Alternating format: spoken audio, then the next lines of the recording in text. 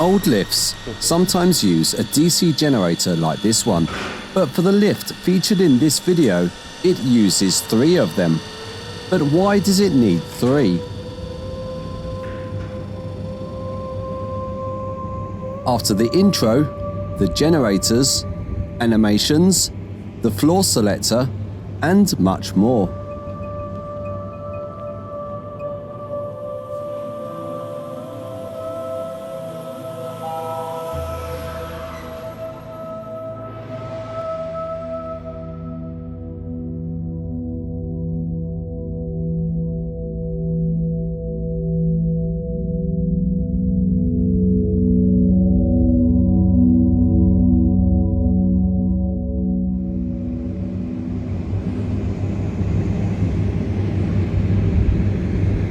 First of all, thank you very much to Joris, who has provided all the video and photos.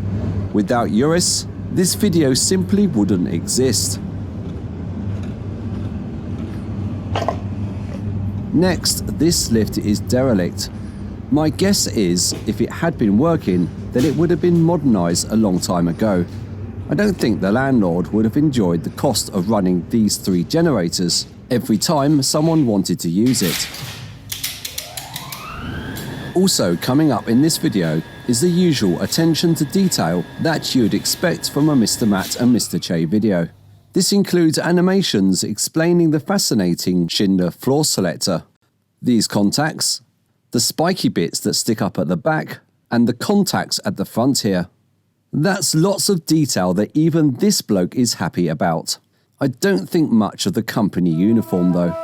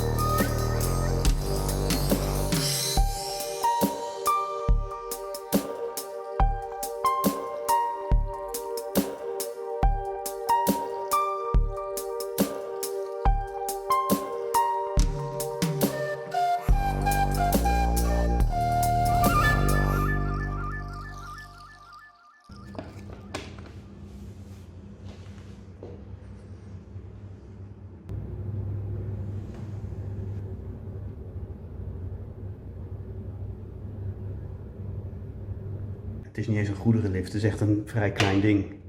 Nou, dit hangt al lekker los. Dat is gaar aan het worden.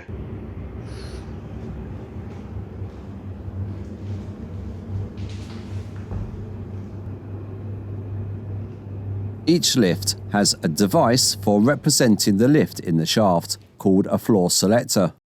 The Schindler wheel runs the displays, gongs, leveling, stopping, and direction logic control. It's a fascinating device, and I'll go through it using some simplified animations. These terminals make an electrical connection to the static connector on the edge. The outer one switches the lift from high to low speed when it's due to stop at the next floor. The inner one does the same, but it's for one floor travel. When a lift is travelling only to the next level, The lift uses a slower speed, and therefore doesn't need to slow down as early as the lift going at full speed. You'll see this in action in a moment. The contacts on the other side are the same, but for upwards travel instead. The middle contact stops the lift. As the Schindler motorized brake takes a moment to engage, the contact is longer to allow the lift to float into a floor. Correction, normally I would have expected this to be the motorized brake, but for this old Schindler lift, it's quite rare to see the traditional magnetic brake release instead. Talking of motorized brakes, this is one of my favorite lift videos, and it shows it all perfectly.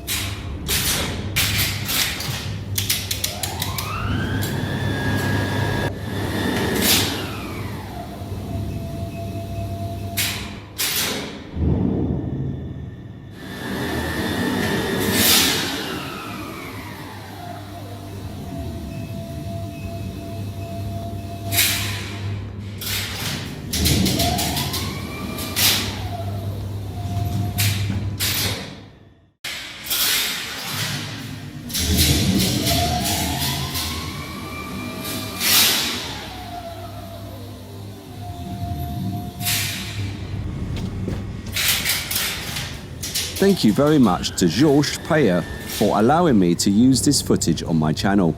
To see this video in full, please visit his channel. There is a link above and in the video description. There are two discs on the front of the wheel. Here's how it works. On the disc are inner contacts and outer contacts. These are static and don't move. Each set is made up of hundreds of metal pins, shown in yellow here. On both sides are electrical connections.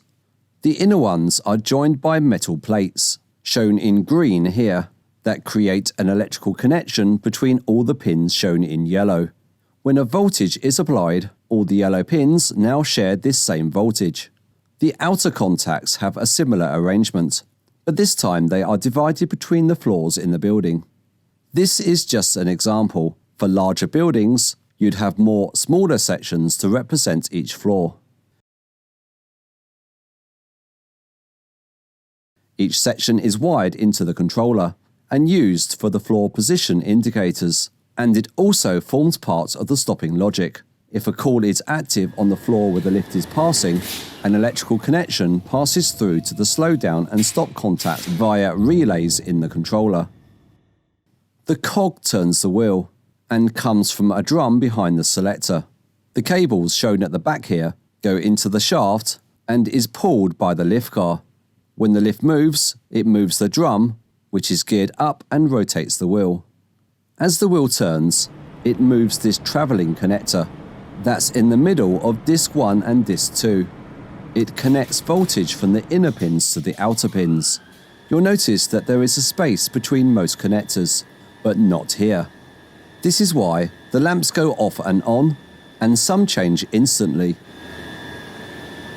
It could be that the pins could not be divided between the available floors, hence some have gaps between them and some don't. Now we move to the posts at the back. Each one represents a floor. You'll see there's all kinds of switches on them. Some switches make a circuit, whereas some break a circuit.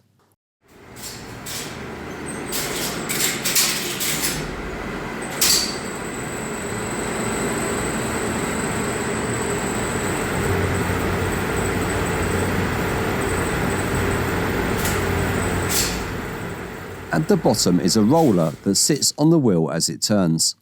The rollers are pushed one at a time as the wheel rotates. When the rollers move up and down, this moves all the switches above it. You'll notice the ramp has two levels. The middle position represents the lift level with the floor. When the wheel rotates, the rollers find themselves entering this silver part on the wheel. At one part of the wheel is a gap to allow the rollers to travel from the outside to the inside of the wheel. Here are the floor switches positioned around the outside, and the rollers that are mechanically linked to each floor switch. As the wheel turns, this channel directs the rollers to the underside of the wheel into a separate track. It's this that pushes and pulls each roller to activate the switches above it. Going down is exactly the same, but this time the channel directs the rollers to the outside of the wheel, which pushes each floor switch up instead. You can see the stepped design firstly selects the middle position. This stops the lift if a call is present, or it just carries on going until a call is found. The switch in the middle position represents the lift at a floor. If a call was placed at the same floor as the lift, this bypasses the up-down logic and the doors open. The rollers are an important part of sending the lift in the right direction to reach calls. If a call was placed on the first floor, the corresponding switch means the floor is lower than the lift's current position. The lift must therefore move down to reach it. A call on the third floor, this floor is above the lift. Therefore, the lift must travel up to reach it. Very simple direction logic. Here is a different version of the Schindler wheel. This time, the floor switches are in the middle. The video shown here goes into more detail, explaining how each switch affects the direction of the electrical current in the direction logic circuit. Going back to the discs with all the contacts on them, you'll notice we have two of them. The first set was used for the floor position indicators and stopping logic.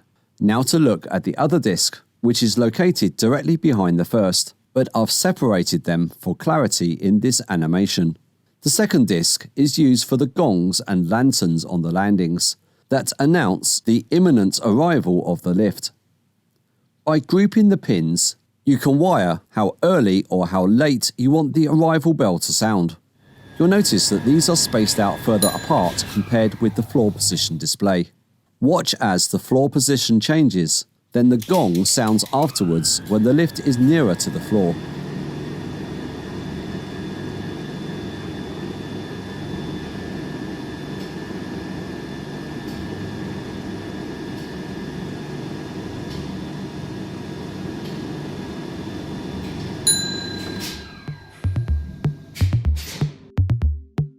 Let's have a look at the machine, and then I'm coming back to discuss the three generators.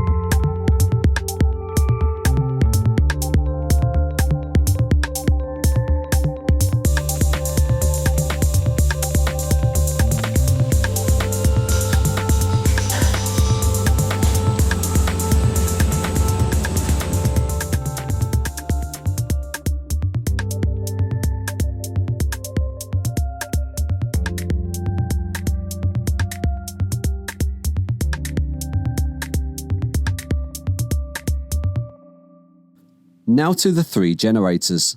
In a high-rise building such as this one, you need high-speed lifts. The main problem was controlling them, running the lifts up to high speed, then accurately slowing them down to arrive at a floor. This is of course with the comfort of the passenger in mind. Before the age of variable frequency drives, DC motors were ideal, which required a DC voltage to run them. And this is where the AC to DC generators came in. On one side is a standard AC motor, and on the other side is a generator. The AC motor turns the DC generator. The DC voltage and current from the generator is then varied by the controller to run the lift motor at different speeds.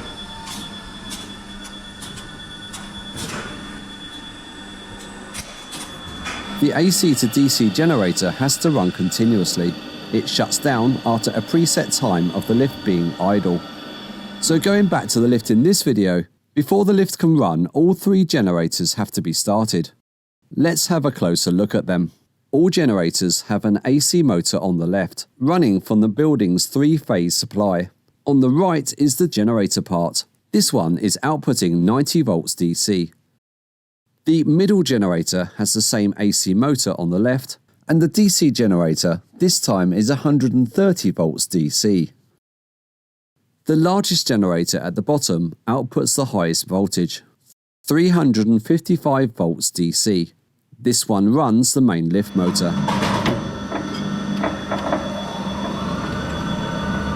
DC motor is faster and easier to control.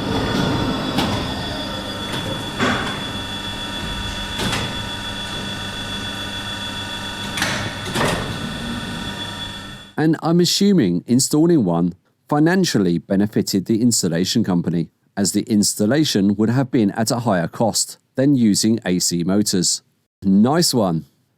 The top and middle generators are part of the dynator motor control system developed by Schindler. These generators are both used for what's called the adjustment speed. So this is what the three AC to DC generators do. But why does a lift need three of them? Was the building's AC supply simply not good enough to operate this lift without using any generators? Before I explain more about the dynator three-generator system, here is a very quick lesson on AC voltages. Here is an electrical current inside a circuit running a DC voltage. All the electrons are travelling in the same direction. The current, represented by the number of circles, and the voltage, represented by the speed of the electrons, can be varied fairly easily.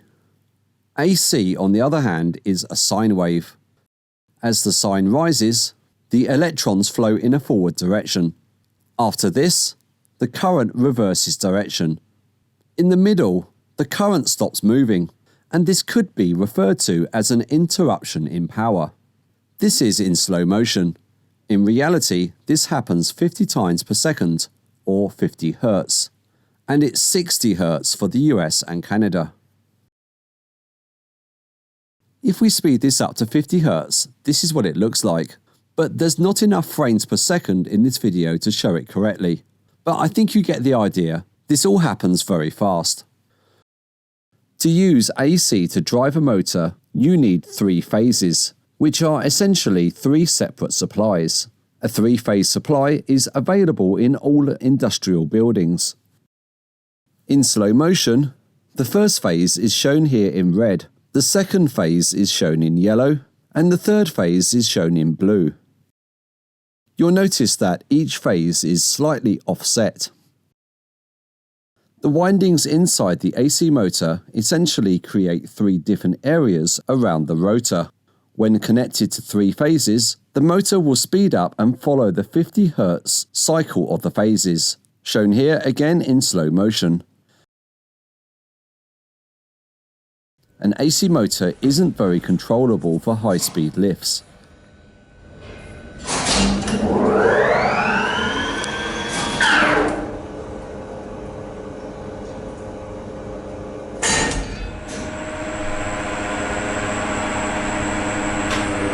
So to control and accurately vary the speed of an AC motor is easy with today's technology. Here is an old lift motor that's had an upgrade. The motor shown here is now controlled by this device, a variable frequency drive, but these were not available until around the 1990s. In 1963, when this lift was installed, To run lifts at high speed and to provide a smooth slowdown sequence into a floor, DC motors were used.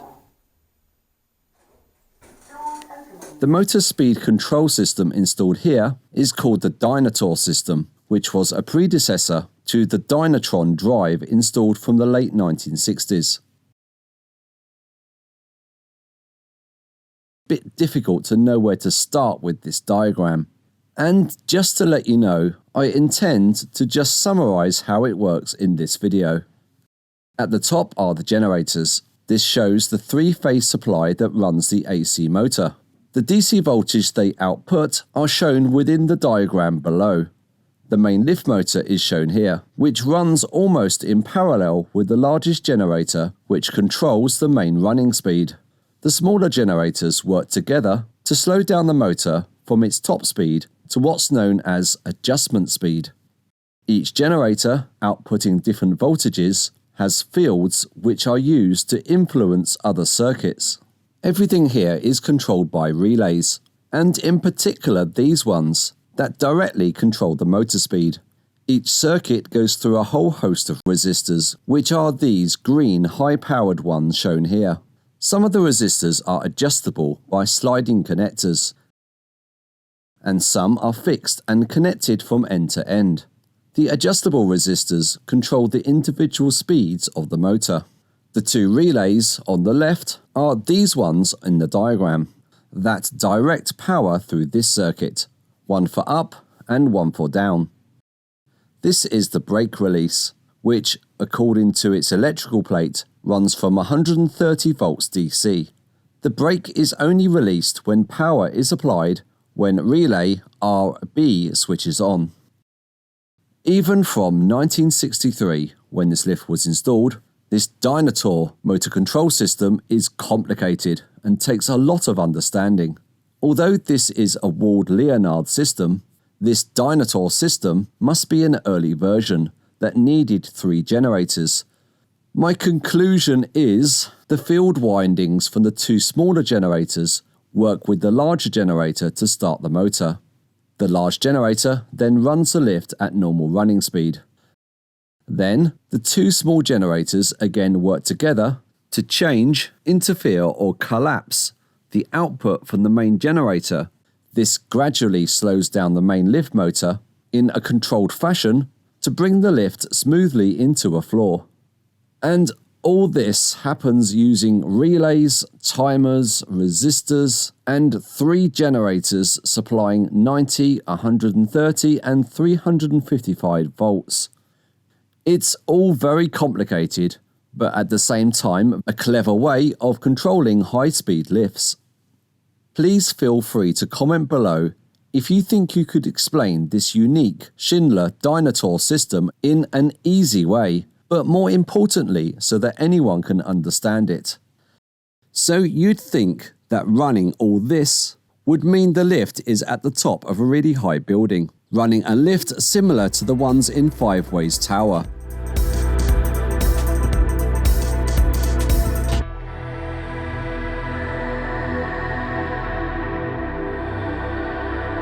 So here is the lift beneath the motor room.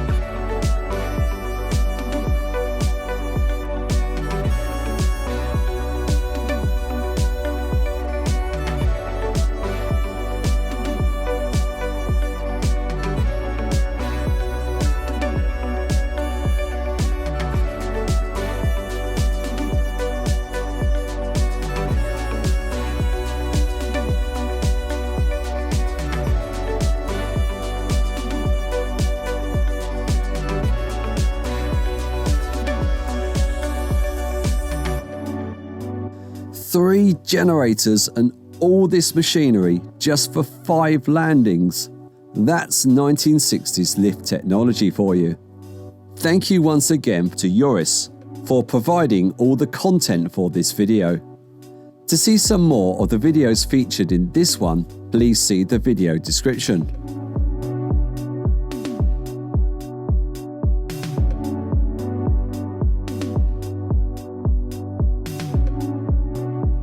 I'm passionate about bringing you quality videos worth watching. I therefore spend a lot of time and effort editing. If you've enjoyed watching, please consider subscribing to the Mr. Matt and Mr. Che channel. And thank you very much for watching.